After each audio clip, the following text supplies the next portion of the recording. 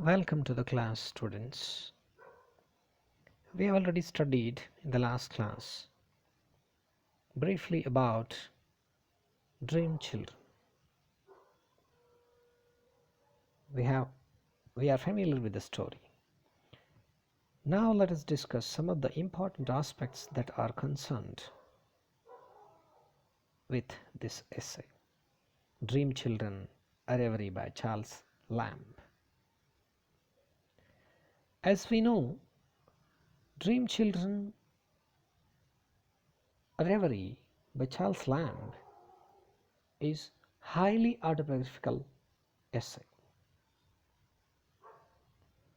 The characters in this essay correspond to the real characters in the life of Charles Lamb. Field, who appears in the essay as great-grandmother of the children, Alice and John. This Field, the character Field, corresponds to Lamb's grandmother in real life, that is Mary Field, who actually for 50 years was housekeeper to the Plumers at Blakesware in Hertfordshire.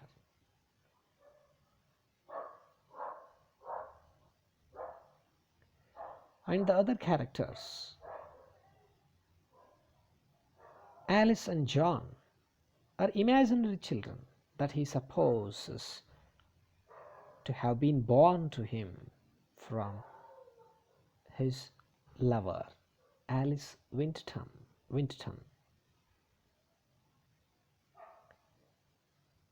While sketching the character of Field, he gives a full and lively living picture of his grandmother. When he is describing the imaginary children, Alice and John, he is describing as they are real.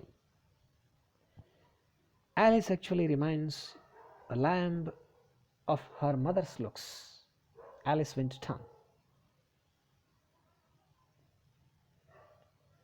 And John corresponds to the name of his brother, John Lamb. John Lamb, sometimes he appears in the end of the essay as James Elia, corresponds to Lamb's elder brother, John Lamb, whose character actually evokes great sympathy, great pity and compassion in the mind of the readers. And Alice Winterton, the name which he uses in the essay, is none other than Anne Simons, whom Charles Lamb loved, but she chose another man, a Bertram, a pawnbroker of Leicester Square in London, to be her husband.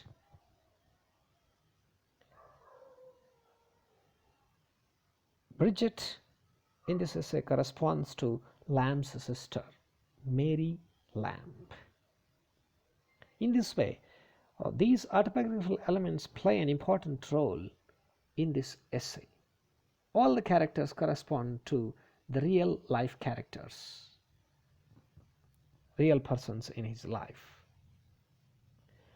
And next we shall go to discuss element of humor and pathos. And essentially, element of humor and pathos, these two elements are main characteristic features of Lamb's writing. Be whatever essay, he creates a kind of humor and pathos. In varying degrees, he uses humor and pathos. He combines them, he mixes. He is exuberant in his writing. In this essay, Dream Children Reverie, Alice and John, the imaginary children, and their reactions to their father's statements are instances to prove a good feature of humor implied. When we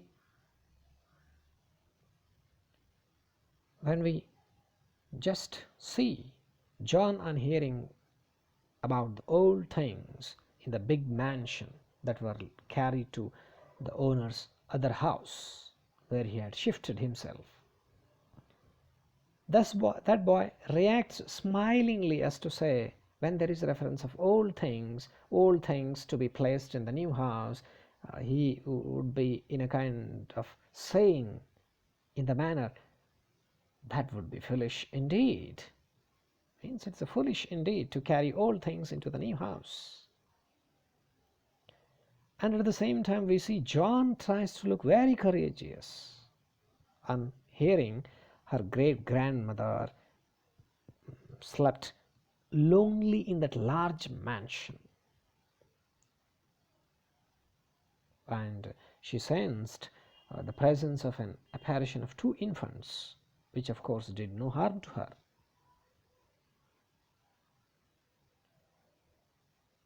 And another instance, on hearing of his father's love for busy idle diversions, the various experiences Lamb had in that large mansion, they were rather busy idle diversions to pass the time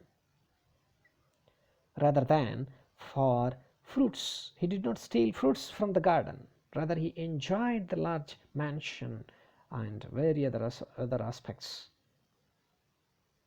Then on learning this, John very slyly deposits back upon the plate a bunch of grapes, which actually he had taken and was about to share with Alice.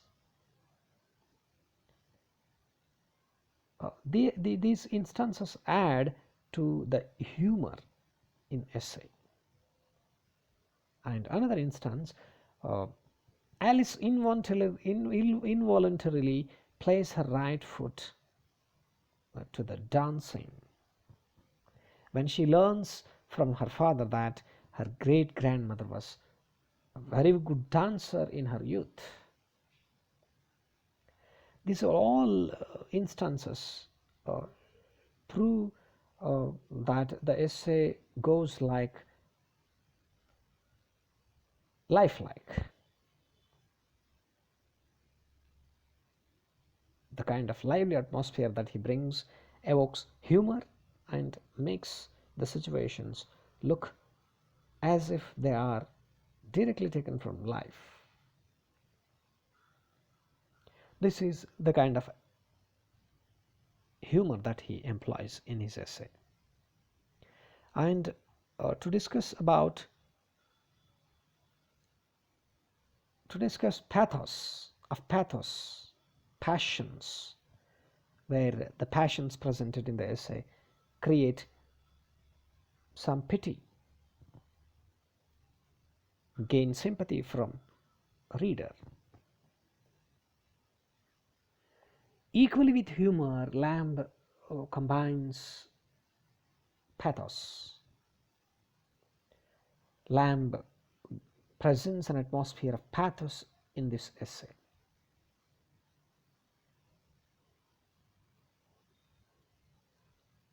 As Edward Albert in his book A History of English Literature points out, that as in Dream Children it deepens into a quivering sigh of regret. He is so sensitive, so strong, so cheerful, yet so unalterably doomed to sorrow. He talks of Charles Lamb and his style.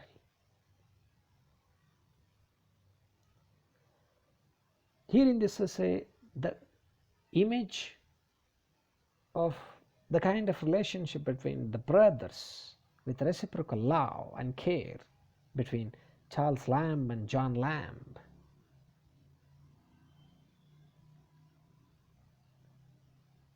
evokes sympathy in the mind of the reader. And especially the kind of image he gives of lame-footed suffering of his brother John coming to his help, they all soften the reader's mind, win the heart at the same time. And there is a very meditative reference to the death of John Lamb. Just after his death, within an hour, everything seemed to Charles Lamb as such a distance there is betwixt life and death. Means that makes him realize philosophically that life is nothing. There is very little difference between life and death. The person who was alive an hour ago is no more after an hour. This makes realize Lamb of life and death. When he writes all this, we are filled with tears in our eyes. The account of John Lamb's death moves actually children to cry. Children literally cry. With them, the readers too. And there is one more instance that he gives one picture of his unsuccessful love affair with Alice Winterton, where children cannot understand all these things, but still he brings in the essay. And the final image that he gives when children say, "We are not of Alice, nor of thee, nor are we children at all." Means so far from the beginning of the essay, we are the readers. We are with Charles Lamb. He takes us in a poetic flight. We follow his dream. But in the end, we realize that the children are not real children, but they are imaginary children. This adds to the pathos. In this way, element of humor and pathos is combined together in this essay, which win pity, sympathy, and compassion from the readers. Essentially, autobiographical elements